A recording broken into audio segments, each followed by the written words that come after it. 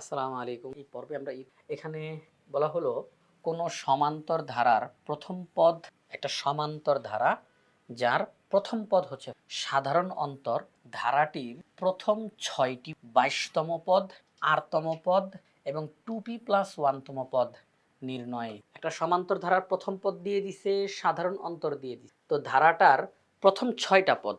এখন প্রথম ৬টা পদ যদিও এখানে বলছে, কিন্তু আমাদেরকে বের করতে হবে ৫টা। কেন? কারণ প্রথম পদ তো বলাই আছে। এখন আমাদের কাজ হচ্ছে দ্বিতীয়, তৃতীয়, চতুর্থ, পঞ্চম, ষষ্ঠ পদ নির্ণয় করা। কারণ প্রথম ৬টা পদ বলছে যে, তো এই ৬টার মধ্যে তো একটা দেওয়াই আছে, প্রথম পদ দেওয়াই আছে। তো প্রথম ৬টা পদ মানে কি? প্রথম, দ্বিতীয়, তৃতীয়, চতুর্থ, পঞ্চম, ষষ্ঠ, ষষ্ঠতম পদ পর্যন্ত বের করতে হবে। তো যেহেতু প্রথম পদ দেওয়া আছে, তো আমাদের কাজ হচ্ছে দ্বিতীয় থেকে ষষ্ঠ পর্যন্ত এই ৫টা পদ বের করা। তাহলে আমি প্রথম ৬টার কথা বলে দিতে পারবো। প্রথমটা দেওয়া আছে ওইটা সহ বাকি ৫টা বললে মোট ৬টা। এরপরে আলাদাভাবে ২২তম পদ, আলাদাভাবে ৮তম পদ, আলাদাভাবে 2p+1তম। তো সমান্তর ধারা যখন বলে, অর্থাৎ যেই ধারার পদগুলোর মধ্যে অন্তর সমান, পার্থক্য সমান। তো সমান্তর ধারার প্রথম পদ দেওয়া আছে যাকে আমরা এ বলে থাকি, a = 5, সাধারণ অন্তর d = 7। তো এগুলো দেওয়া ধারাটির নির্দিষ্ট পদগুলো বের করতে বলছে। তো সমান্তর ধারার ক্ষেত্রে n তম পদ, যেটা হচ্ছে সাধারণ পদ, সাধারণ পদ n তম পদ, এইটা দ্বারা যে কোনো পদ নির্ণয় করা সম্ভব। সমান্তর ধারার সাধারণ পদ বা n তম পদ যেটা, অর্থাৎ a + n-1 * d, এটা দ্বারা যে কোনো পদ বের করা সম্ভব। আমি এটাকে ব্যবহার করে প্রথম পদ, দ্বিতীয় পদ, তৃতীয় পদ, চতুর্থ পদ, ২২তম পদ, ৮তম পদ, 2p+1তম পদ নির্ণয় করতে পারবো। কিভাবে করে? আমি দ্বিতীয় পদ বের করতে চাই, তাহলে n এর মান ২ বসাবো, কারণ দ্বিতীয় মানে ২, আমি n এর মান ২ বসাবো। a মানে প্রথম পদ, n মানে হচ্ছে আমি নির্দিষ্ট করে কততম পদ বের করতে চাই সেটা, আর d মানে হচ্ছে সাধারণ অন্ত। তো যেহেতু a এর মান এবং d এর মান প্রশ্নে উল্লেখ করা আছে, এখন আমি যদি দ্বিতীয় পদ বের করতে চাই n এর মান ২ বসাবো।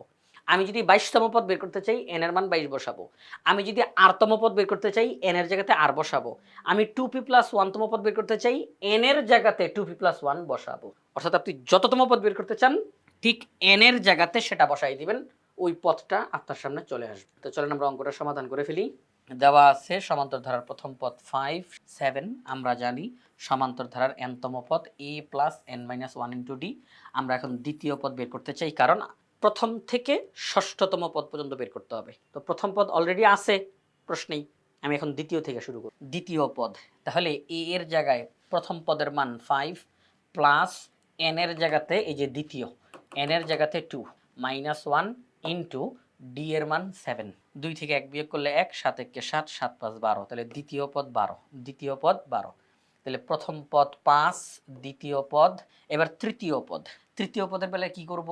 a এর মান 5 প্লাস তৃতীয় পদ, তাহলে n এর জায়গাতে 3, তাহলে 3 - 1 ইন্টু d এর জায়গাতে 7। তাহলে আমরা এখন ক্যালকুলেশন করব, 7 × 2 = 14 আর 5 যোগ করলে 19।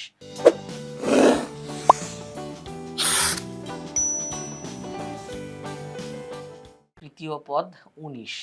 এইভাবে করে ধারাবাহিকভাবে আমি পরবর্তী পদটাও বের করে ফেলবো। চতুর্থ, n এর জায়গাতে 4 বসাবো, 3 × 7 = 21 আর 5 যোগ করলে পঞ্চম পদ বের করব। তাহলে n এর জায়গাতে 5, এটা কিন্তু প্রথম পদ, আর n এর জায়গাতে 5, পঞ্চম পদ তো n এর জায়গাতে 5, ক্যালকুলেশন করলে 33। ষষ্ঠ পদ ক্যালকুলেশন করলে, তাহলে আমরা প্রথম 6টা পদ আমাদের নির্ণয় করা হয়ে গেছে। প্রথম 6টা পদ, প্রথম 6টা পদ নির্ণয় করা হয়ে গেছে। প্রথম পদ কত?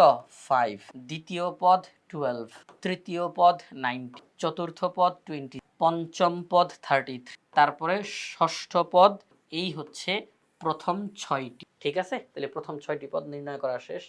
এখন আমরা 22তম পদ, কয়তম পদ?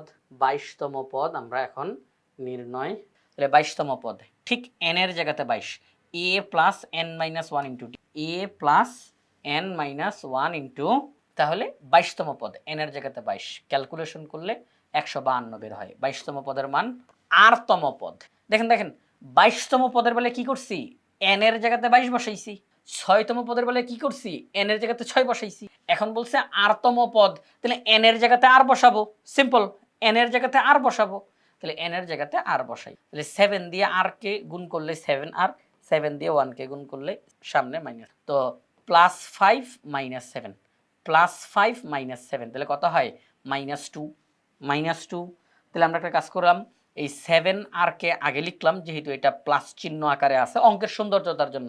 এখন আপনি যদি এইরকমটা লেখেন যে +5 - 7 তাহলে -+7 আর সমস্যা নাই কিন্তু, ঠিক আছে ঠিক আছে, তো কোনো সমস্যা নাই। +5 - 7 ক্যালকুলেশন করলে -2 আর +7 আর, ঠিক আছে। কিন্তু আমরা চাইলে একটা কাজ করতে পারি যে একটু অঙ্কের সৌন্দর্যতার খাতিরে ধনাত্মক মানটা আগে লিখলাম, +7 আর এটাকে আগে লিখলাম আর -2কে পরে লিখ, তাহলে আরতম পদ নির্ণয় করা। এবার আমাদেরকে বলছে 2p + 1 তম পদ, তাহলে ঠিক n এর জায়গাতে 2p + 1 বসাবো, n এর জায়গাতে 2p + 1, এই যে a + n - 1 into d, a + n - 1 into যে সূত্রটা। তো আমরা এখন সব জায়গাতে মান বসাইলাম, a এর মান, n এর মান এবং d এর মান। এখন ক্যালকুলেশন করার সেটা হচ্ছে +1 - 1 বাদ, +1 - 1 বাদ, তাহলে 5 + 7 ইন্টু 2p, 7 ইন্টু, তো 7 দুগুণে সাথে বসবে, তাহলে 14p প্লাস, তাহলে 2p + 1 তম পদও নির্ণয় করা হয়ে গেল।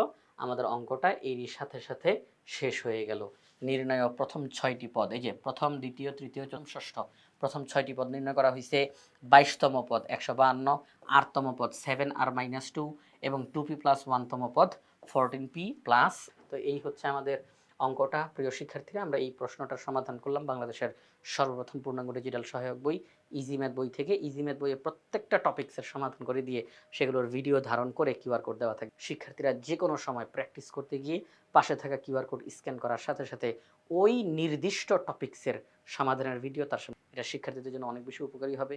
তাই আশা করব আপনারা ইজি ম্যাথ বইটির সঙ্গে